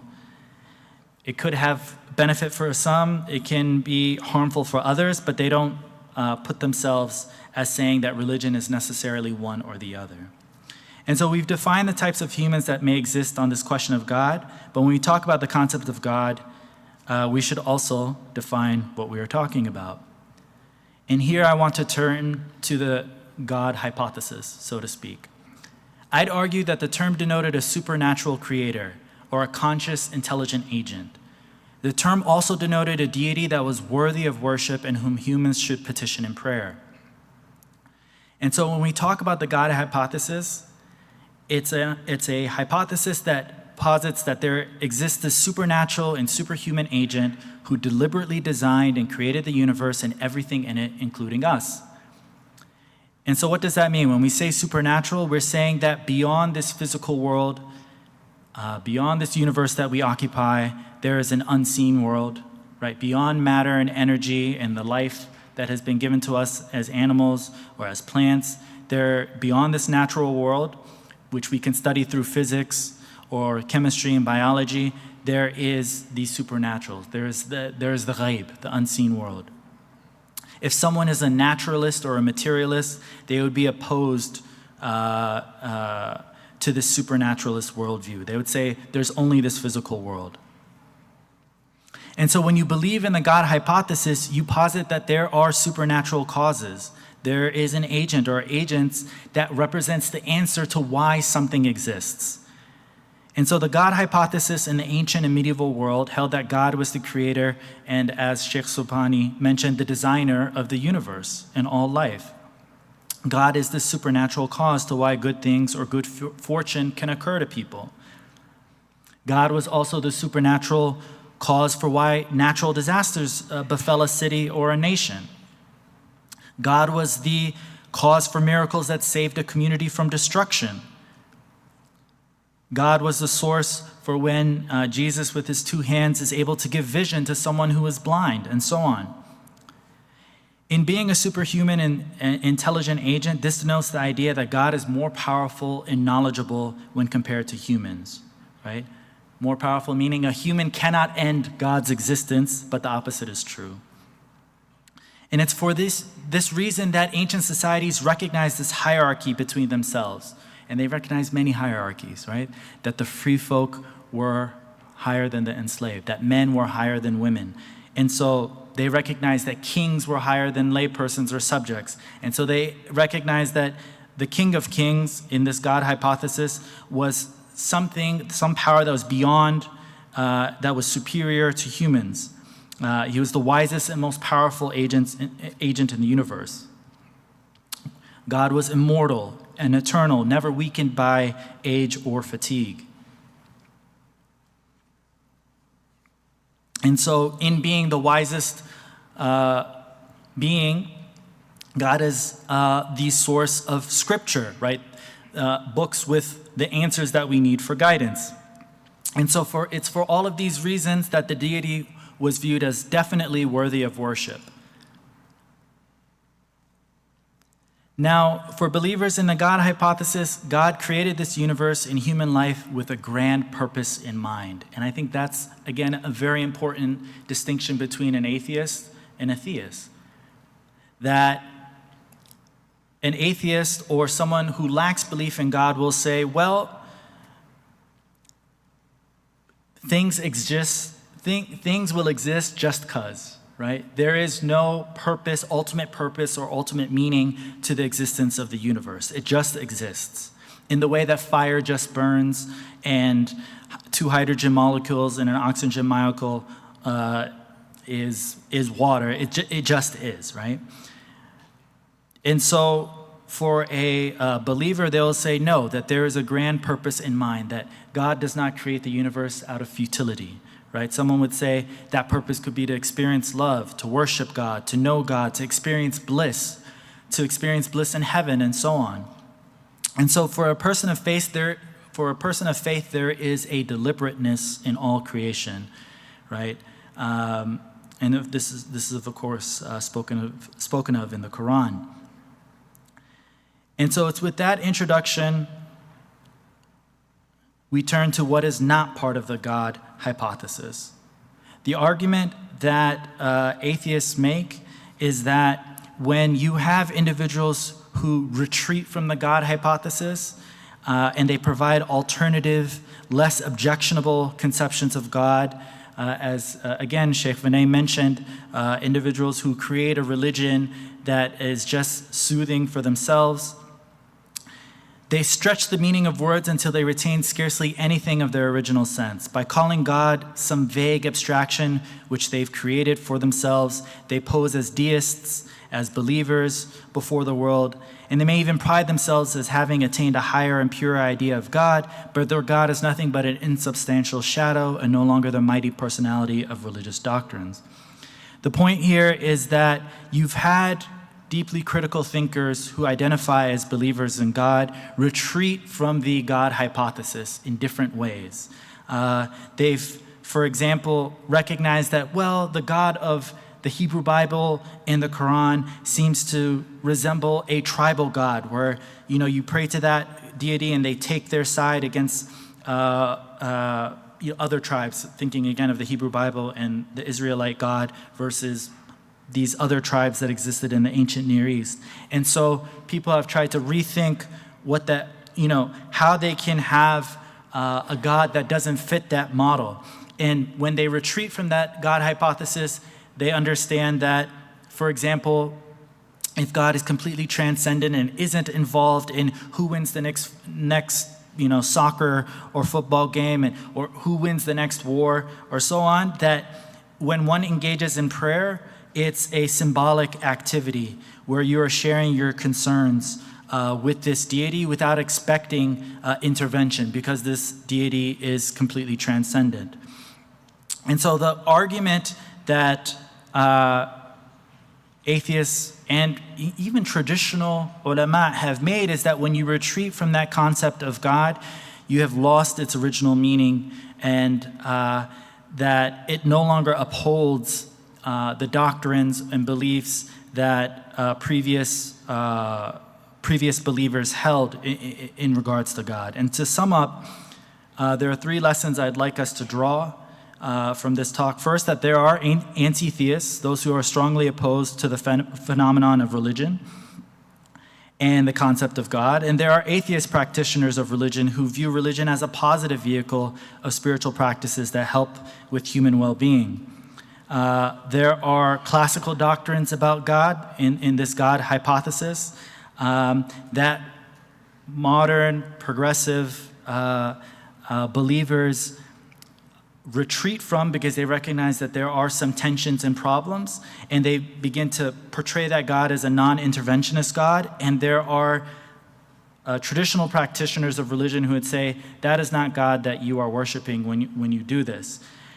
Lastly, I'd like to turn to the fact that there are atheist practitioners of religion and spirituality, and within the Islamic tradition, they have been viewed as individuals who've rejected Islam, and so most theologians have considered unbelievers who've refused conversion to Islam to be doomed. And they typically understood such individuals as doing this as a result of arrogance and pride.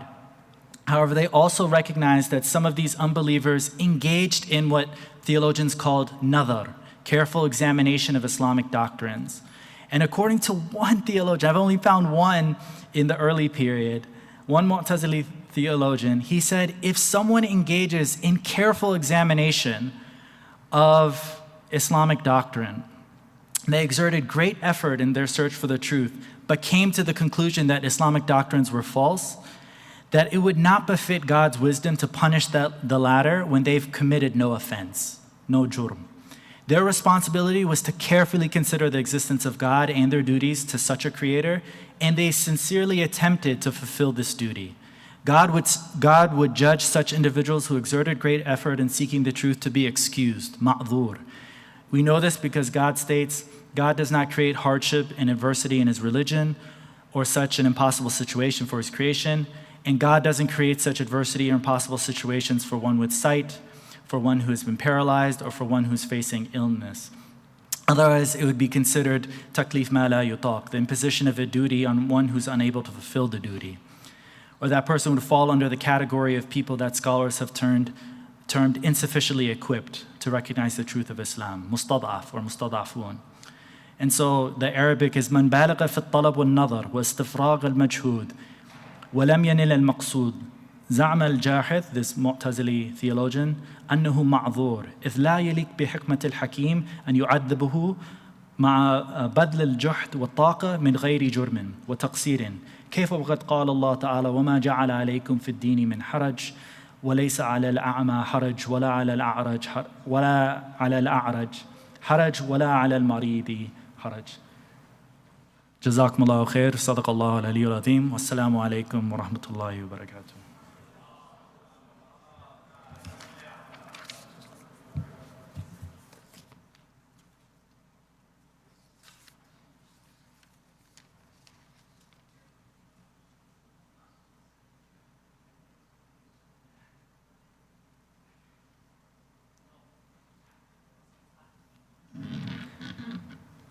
Thank you, Dr. Hussein, for your talk on very interesting anti-theism. It's a different category. I haven't thought about that. Thank you very much.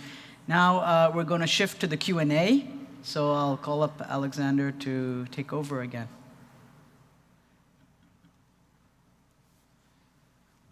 But Sheikhna, you can't go because you're on this Q&A. You're on the Q&A. Just when you thought you were safe. So as I said earlier, we're going to do a combined Q&A with Sheikh Vinay, Dr. Hussein, and Sheikh Subhani. Unfortunately, our dear colleague David Coolidge has to leave. Assalamu alaikum, David. We wish you safe travels. See you next year. Inshallah. Yeah. So if I could invite Professor Nabil Hussain, Sheikh Saeed Subhani, and Sheikh Vinay Ketia onto the stage. We can do a Q&A. So just to remind everyone of the format of Q&As, we have 2 microphones up here, and somewhere I have a tablet which will enable me to see the questions that are coming in. Yes? Oh, look at that. Wow, you see, this is how dua works. It's like you stretch out your hand and you receive what you asked for. Allahu Akbar. So I'll be receiving questions on Slido. So if you want to ask questions, you can go on slido.com/ICAIR, and that will you can send questions to us. So if you could please, also, by the way, while this Q&A is going on, because we are a bit pressed for time, if you want to get up and go and grab some tea or coffee, you can do that as well. You know, there's tea and coffee at the back of the room. Don't feel you have to wait for the end of the Q&A to do that. But if you have questions, please come up, line up behind the microphones, and ask your questions. We've got 3 distinguished speakers here for you to benefit from. And it would be a shame for them to come all this way and not to be grilled a little bit. We have to give them, if they really want thawab, if we really want to make sure they get their thawab, they have to go through imtihan. They have to go through a test. So this is the imtihan and the bala. So let's start on the sister side. Sister, Bismillah.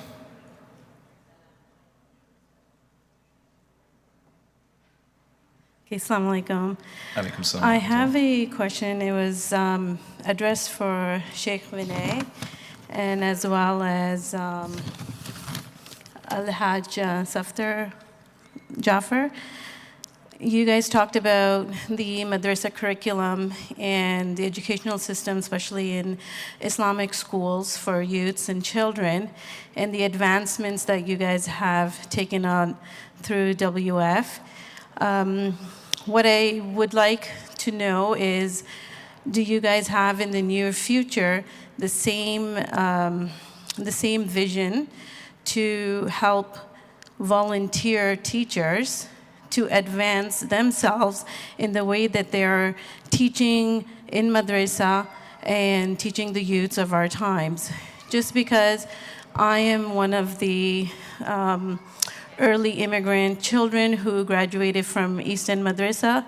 I went back into teaching, and I find the same pattern in all the children, where they just detest coming to madrasa.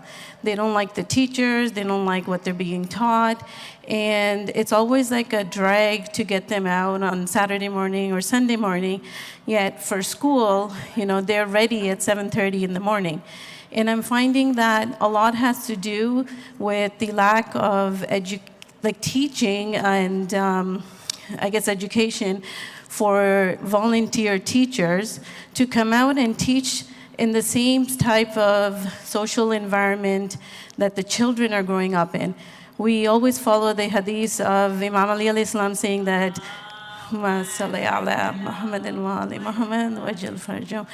he always says that raise your children according to the society that they're growing up in.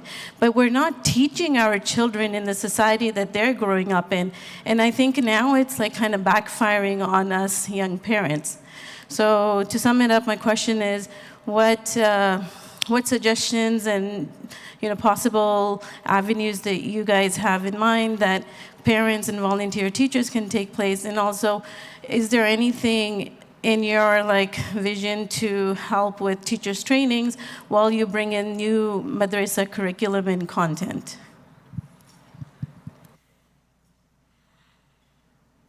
Well, my paper was not, I'm not representing any madrasa or anything like that. I run the Shia Research Institute, but I could just simply say that the root of issues is often that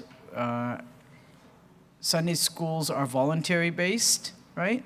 And when you have volunteers, they can only perform what they can up to the best of their abilities. And maybe relooking at that model may help developing something more structured, where people are able to answer certain kinds of questions, especially at a higher level. And we could probably avoid some of those issues.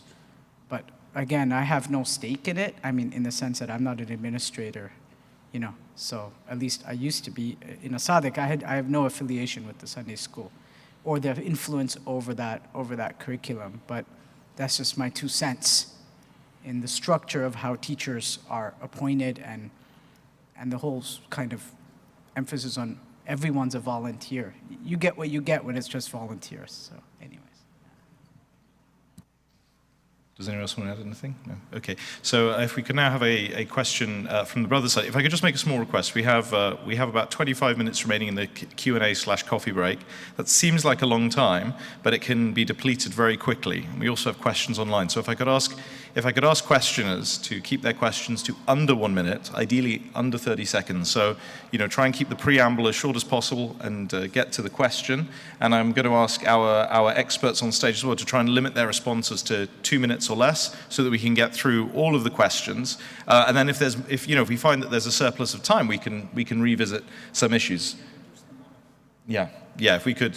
So, unfortunately, I will have to be a little bit brutal. So I'll tell you if you've gone over 30 seconds to start wrapping up your question. But if we could have the brother's side, please.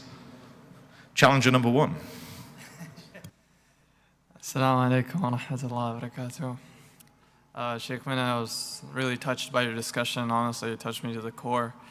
I've really been in this space when it comes to like friend circles and everything, surrounded by individuals who bring up questions that not only question your principles as being a person who was brought up in a religious family and like in the system where it was very practicing in a way, right? So obviously, not a scholar here, nor a very learned person. So this question came about while you were discussing the topic. So at an individual level, something of this magnitude, obviously understanding a person's perspective from a foundational, as you described, foundational departure, right? So something of this magnitude would require what I only understand almost a paradigm shift in a way, right? So the concept of changing perspectives and presenting realities in a step-by-step manner from an individual perspective while trying to understand that foundational departure. Like I said, I've admittedly not done my research, and I would hope there would be like a physical paper that could detail on this, but you definitely reference articles and stuff that I can check out. So my question would be, how would one understand the responsibility and how much of another person's ignorance or willingness to understand the message, or what do you call it? Yeah, how much undertaking the responsibility, how much of the person's ignorance and willingness is at play in this equation? If that makes sense. I think I stretched it out too much. I kind of understand your question, to be honest, but I think I get it.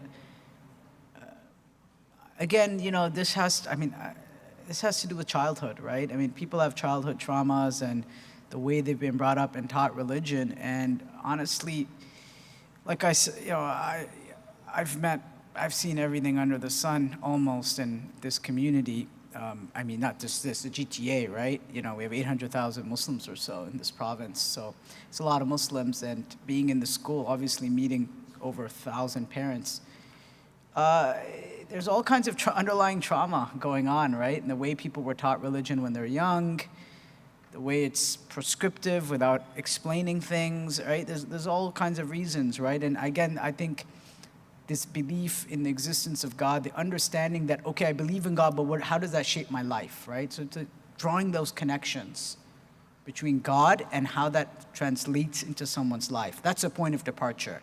So that's where theology, the justice of God, Tawheed, obviously, that's core and central, right? And then understanding how that doesn't fit in many ways with what's being demanded from people in this kind of liberal framework in which they exist. And that's what Sayyid Ali Imran's talk, I think, fits directly with mine, right? Which is, I'm so glad that people like him are in education. We need to create new paradigms, new kinds of textbook, new ways of instruction. It's not simply about taking something from the East, translating it, and just kind of downloading it into a kid's brain. It just doesn't work that way, right? And you need to create new paradigms, right? But people have to be willing to learn. And that goes with anything in life. May Allah subhanahu wa ta'ala forgive us and guide all the believers, inshallah. Thank you, Sheikhna. So now we will go to an online question here. And this is quite interesting because we actually had a roundtable discussion on this at Emmanuel College on Friday, which was really productive, on the subject of istighatha. So this is a doctrinal question. The question says that some people say that istighatha, so istighatha is doing tawassul through the infallibles, alayhim salam, is a form of shirk because an imam needs to be aware of all the supplicants and answer and answer their supplications. Therefore, and the imams, I'm assuming that it says they here, and therefore they are non-contingent. The imams are contingent beings, which which makes the shirk. So basically, I think the kernel of the question is that is istighatha shirk because an imam would need to have knowledge of all the supplicants in order to answer them, and the imams are contingent beings, but to have such knowledge they would have to be non-contingent, i.e. God, which is shirk. So if I could turn that over to the panel, we have I think all of you are qualified to comment on this. Bismillah ar-Rahman ar-Rahim. Thank you very much for the question. Of course, I think we discussed this question when we were in the university. If whoever asks someone a question on condition that, or considering that person as an independent, yes, it's shirk. However, when we ask imam or infallible or pious people for any question, we consider him as a wasila, as a tool. And we do not ask him, please cure our children, or please do us for us. No, it's a tool. He's going to ask Allah subhanahu wa ta'ala. As I said, for example, if I have a problem, sometimes I go directly towards, for example, my head teacher or my supervisor. Or sometimes I know the head teacher or my supervisor likes his son.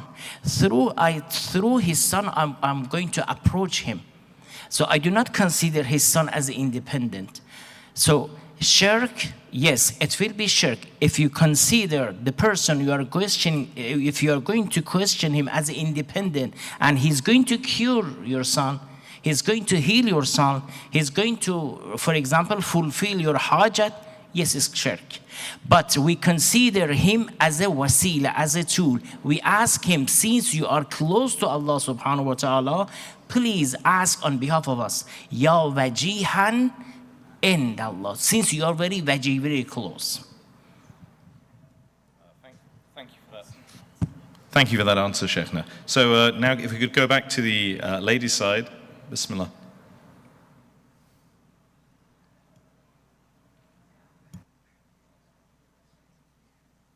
Sorry, there's a switch on top. It takes a moment to come on. Thank you. Okay, Assalamu alaikum. I don't know if Vinay can answer me this question again, but the secular schools have introduced sexual education.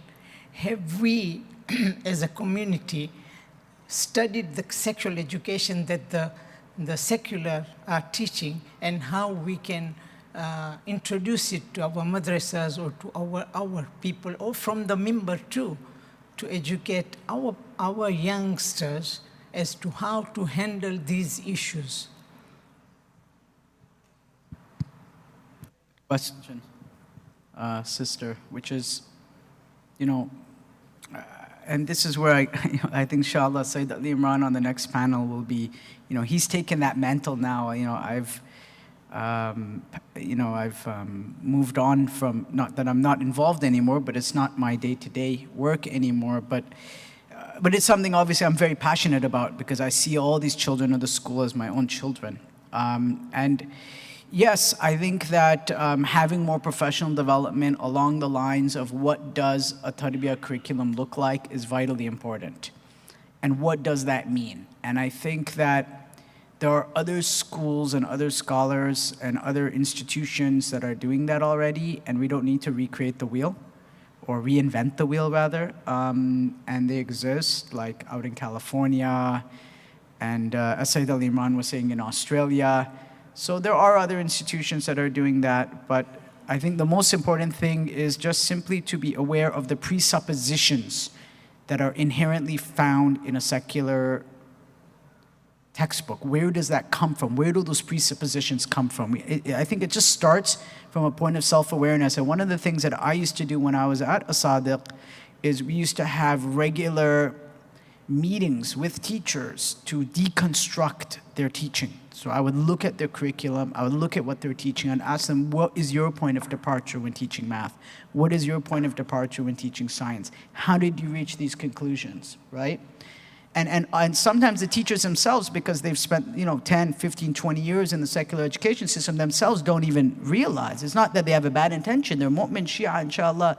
They're believers on the path of Ahlul Bayt, but they themselves don't, because they've just digested it, right? So I think having more solid teacher training is very important, and having institutions devoted to that by people that are actually qualified to do so, though. Again, it's not about translating Persian and Arabic into English and downloading it into their brains. This whole idea of I'm just going to import what I need from the East and just shove it down their throat and tell them to accept it is not going to work. It has to be in a vocabulary, a language, and an epistemology that they understand. Right? It has to be. And we're just going to continue failing at this if we keep reinventing the same old ways of doing things. So I think that's a part of teacher training. And I think people like Sayyid Ali Imran, I think, are doing a good job in that, and we should support him, inshallah. Yes, and just to remind everyone, Sayyid Ali Imran will be returning for the Q&A at the end of panel 3, so there'll be opportunities to discuss these educational issues further then, but thank you. Now we go to the brother side. Ready, player 2. Assalamu alaikum. This question is for Sheikh Subhani about the theological argument. I'm sorry, I'm too far. This question is for Sheikh Subhani, if you could honor me with an answer. So the teleological argument is quite a long one, like you explained in your history. It has a long history. But there have been responses to it by atheists or maybe skeptics. And the famous one that I know is by David Hume, who presented a series of questions, I guess. Like, for example, how can we analogize things in the natural world to human creations? Or if we take the watchmaker argument, we allow the possibilities of flaws within a watch, does that also apply to the universe? And we like to believe that Allah is perfect and His creations are perfect, right? But this analogy also allows for flaws, so it doesn't really work with our theology. So I'm wondering if you have any counters, and I know your presentation wasn't fully comprehensive, you didn't have enough time, unfortunately, but I was wondering if you can expand maybe a little.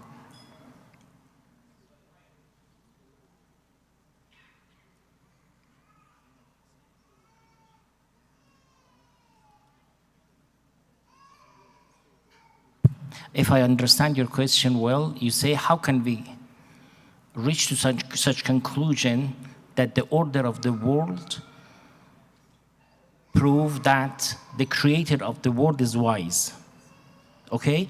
As I said, there are two perspectives. One is from the philosophical perspective, which I said, it should be a type similarity between cause and effect. So what does it mean? For instance, if you read a great book from Aristotle, from Avicenna, and you said this book is so scholarly. So due to type similarity between cause and effect, you say the author of this book should be intelligent, because it should be a relation, a harmony, consistency between cause and effect. If the effect is wise, its creator, its architect definitely should be wise. It is a type similar senkhiyya. So it shows that if effect is wise, I'm talking from the philosophical perspective, its creator should be wise. Okay? Of course. But regarding some Christian thinkers, they say they do not discuss from the philosophical perspective. They say when you see the watch is so accurate, is so precise, is so, for example, perfect, you say its architect is, it shows that the architect is very clever, is so wise. However, the question comes to our mind, is it okay for you? Do you need more answer? No, it's good. Finish? But there are other questions, inshallah. When the article will be published, I will discuss, inshallah. Thank you, Sheikh Suhani, for that very insightful answer. Now, a question online. A question for Sheikh Nabil. You've been promoted, Sheikhana. Can you elaborate a bit more about religious atheism? Is it similar to Ellen de Botton's Atheism 2.0, a famous TED talk, which is sort of like a best of both between religion and non-belief?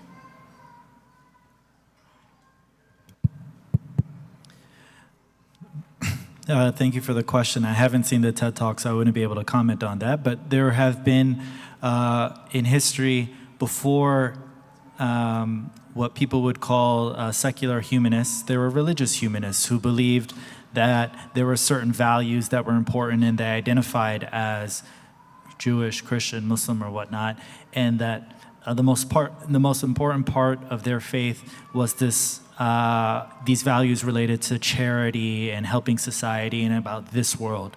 After religious humanists, there were secular humanists who said, all right, we're going to focus on those values, but we're no longer going to identify with these religions. I'd argue that religious atheists are individuals who say we may not uphold the theological doctrines associated with our religion, but we are engaged in the tradition in a way where we care about those values, whether it's charity, and we recognize that that is something that has been taught to us by, let's say, the Prophet Muhammad, or from the Bible, or so on, whatever religious tradition that they're coming from.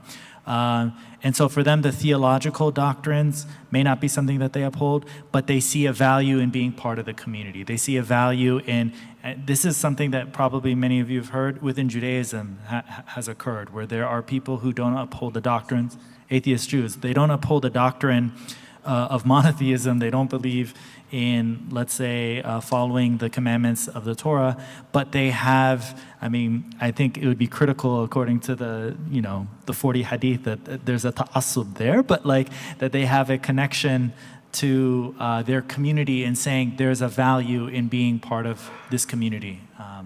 And so religious atheists are people who don't believe in a deity, but they practice certain spiritual practices in seeking serenity, peace, community. And so outside of the Abrahamic faiths, there are people related to Eastern religions who've done this. If I could actually just ask a follow-up on behalf of the group, because I think with Atheism 2.0, what they're talking about is sort of this idea that you have atheistic, so it's not that so much like they're atheistic Jews, so they remain sort of as part of a Jewish community, but I might be misremembering the TED Talk. I think it's the idea that it's sort of atheism plus spirituality, but it's kind of like a humanistic religion. Oh, yes. So Sam Harris has gone through that path. Sam Harris is a well-known atheist, one of the four horsemen that Sayyid Rizvi mentioned.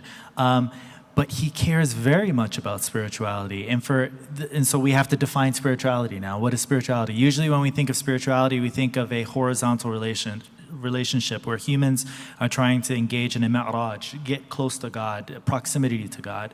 And the way that I've understood it is that atheism, or atheists who care about spirituality, it's more about the horizontal. They care about everyone on this earth. So it's like having a connection with the earth, having a connection with other humans, and finding serenity in that rather than trying to seek the mi'raj is what they're doing. So with Sam Harris, he engages in meditation. He'll wake up early in the morning and do his meditation. He has his own litany, just as people have their own tasbih or so on.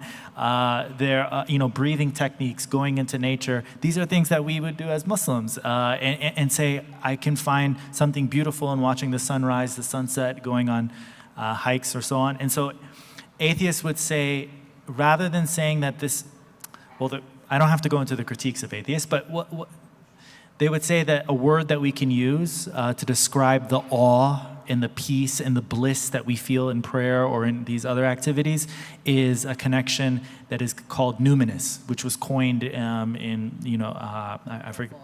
Thank you, by Rudolf Otto, a very famous scholar of religion. And the numinous is that when the human feels, maybe people would say bast, that they have an expansion of the heart, expansion of the soul, and they would argue that the word or this experience is something that transcends religion. Any human can feel it, and so there are atheists who are aware of that, and they say that that's important in their life. Very interesting. Thank you for explaining that. Now, if we could go to the sister side again. Sister, go ahead. You may need to turn the microphone on. Half the fun of the Q&A is us all struggling with the AV system. Thank you so much. Okay. I don't know. Guys in the AV room, do we have injury time for this? Just for our fiddling with the mic? Injury time? Yeah, that's how soccer works. I'm quite impressed. Thank you. Sister, go ahead. Yeah, so just letting on from what you just mentioned, but also a little bit of a divergence. You're going to see, I think what I've seen is from the ladies' side, a lot of stuff talking about children. So I'm going to lead on from that. And what I really appreciate is that university lecturers and so much research, but tailoring what you say to the temperaments of children now, specifically in terms of the argument of God by design. And, I'm going to read out the question. Maybe that's just going to help with saving time. So in light of design argument for the existence of God, how can we reconcile the traditional Islamic views on homosexuality with the increasing normalization of LGBTQ identities in society? And how can this argument be used to engage constructively with LGBTQ individuals, and also specifically about our younger generation who are seeing these? They see that, I'm taught in madrasa, this is one of the biggest sins, and then society is saying this is, you just need to be a good human. I remember when I was in the UK, I had a friend who she believed that Satanism has 7 rules, and one of them, the major ones, is being good. And I was like, what? So now you as scholars, with all your abundance of experience, can you tailor a specific example of how you can explain LGBTQ in terms of what school is teaching to a 5-year-old? In terms of the design argument for God. So God has designed naturally, you know what I'm saying, in terms of it's not allowed, but at the same time, God loves everyone, but he doesn't love LGBTQ. So just a little bit of thoughts and examples of what you could say to a 5-year-old.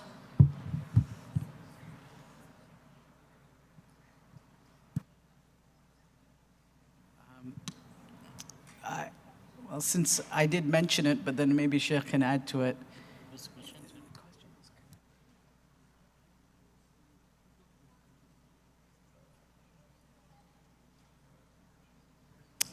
I think that this concept of the argument from design and, in discussing about the issue of LGBTQ and connecting the two, I don't want to go into all those details, but I think one of the important things is if we believe in this concept of human beings having an essence, and ultimately that essence comes from a divine creator.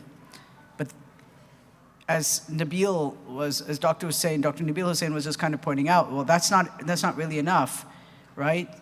Because people like Sam Harris wakes up and maybe he believes in that and has some kind of spiritual practices. Revelation and prophethood has to be a part of the equation. Without that, then it's all good. Like really, it's like I'm just a good person, right? So for us, wahi and nabuwa is critical. For example, why in Surah Yasin does Allah subhanahu wa ta'ala go on and on in talking about the Prophet and then basically saying to them that if you don't accept him, we're putting chains around their necks. So it's not enough for them to be good people. They didn't accept the Prophet Muhammad's message. So then God says, right, وَجَعَلْنَا, right? And we put chains around their necks. Why? Because there is something in not accepting the prophecy that's the problem. So I think that ultimately, I'm not so much convinced in this whole that we can kind of approach this issue. Unless you take the Christian route of natural law, and you read someone like Robert George's The Clash of Orthodoxies, who I mentioned, that might be a way, but this is a long discussion, but I think ultimately we need to be convinced of the necessity of revelation and prophethood. If we are convinced that God has created us, he has put us on this earth, and we have a purpose, we discover that purpose through revelation and prophecy. That's the pin. As soon as you pull that out, it's anyone's game. So I think that's very important. If those two things are not emphasized, then just believing in God is really just kind of therapy. But Sheikh can maybe add to that. I think it's better I reword your question. If we believe in the order in the world, How can we justify the chaos sometimes we see a chaos in the world? For example, in Dubai, recently we saw a chaos. A modern city of Dubai was closed. So if we say Allah, there is a precise order in this world, how can we justify the earthquake? How can we justify the hurricanes? How can we justify for example, the rain and flood in Dubai? So for answer this question, just very briefly, first of all, our knowledge is limited. وَمَا أُوتِيتُم مِّنَ الْعِلْمِ إِلَّا قَلِيلًا. We cannot justify everything in the world. Yes, we can justify 70%, 80%, everything. Allah created everything is all purpose, and Allah is Hakim. Allah never does anything without any reason or philosophy. So first of all, مَا أُوتِيتُم إِلَّا قَلِيلًا. And second one, sometime in second answer, sometime, but this answer is not applicable everywhere. Sometimes we feel something is bad, but it's not bad. أَسَوْ أَن تَكْرَهُ شَيْئًا وَهُوَ خَيْرٌ لَكُمْ. So sometimes we say this earthquake or this hurricane or this so and so is bad, but we don't know the philosophy. It might is good. The second answer is that sometimes all this disaster, we made it, not God. For example, nowadays they say if you produce a lot of dioxide carbon, so it will cause a problem. All the ice is going to be melt and the level of the sea goes up and it will be so flood. So some disaster is made by the human being. Quran says, ظهر الفساد في البر والبحر بما كسبت أيدي الناس. And the third answer is that it is exam. بَلَنَبْلُوَنَّكُمْ بِشَيْءٍ مِّنَ الْخَوْفِ وَالْجُوعِ. Sometimes this disaster is for exam. Allah is going to test us. How come? By hunger, fear, taking the soul. Why? Allah wants to know who is the best. Allah knows who is the best. Allah wants to prove us that whether you are best or not best. So another answer is to awakening us. Sometime there is a great hadith, النَّاسُ نِيَامٌ إِذَا مَاتُوا انْتَبَهُوا. The people are sleeping. One earthquake awaken him. May Allah elevate the soul of Allāmi Tabatabai Rizwanullah Ta'ala. He said sometime in the midnight, one headache awake you. Why? From the depth of heart you say, Ya Allah. So sometimes we are sleeping, النَّاسُ نِيَامٌ. The people are sleeping. إِذَا مَاتُوا انْتَبَهُوا. When the Israel come, they get up. Then they say, oh, where am I? فَكَشَفْنَا عَنْكَ قِطَاعَكَ فَبَصَرَكَ الْيَوْمَ حَدِيدٌ. The people, when they come, when the Israel come, they say, where we are? They say, you are the same place. But at that time, you were blind. So Allah wants to awaken us. And the last answer, the last justification, Allah wants to prove, understand the value of ni'mat. So health is a ni'mat. Security is a ni'mat.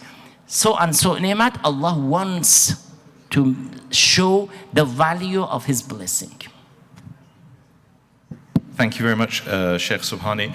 I'm afraid, unfortunately, we've run out of time. There's a lot of questions online that I haven't got through. I'm really sorry you've been waiting patiently, unfortunately. But what I would suggest is that perhaps if you have questions, the shuyukh aren't going anywhere. They're stuck here until the end. Well, most of them are stuck here till the end of the day. No, because we have to get ready for the next panel. So perhaps in the 5 minutes while we're setting up for the next panel, you can ask your questions directly. That's okay. And I apologize again for the time constraints. Thank you. And can I just thank our presenters who've come up to answer questions, Sheikh Saeed Subhani, Sheikh Vinay Ketia, and Dr. Nabil Hussain. Thank you for coming up here. It's not easy because you never know what you're going to be asked. But I think we can all agree that they did a fantastic job. So let's show our appreciation with a loud salawat ala Muhammad wa ali Muhammad. And now, just as we get ready for the next panel, we have a couple of our esteemed speakers who have to depart. So if I could ask Sarah Zargar, Professor Sarah Zargar, and Sayyid Suleiman Hassan to come up so that we can express our appreciation for them. Please welcome them up with a loud salawat ala Muhammad wa ali Muhammad.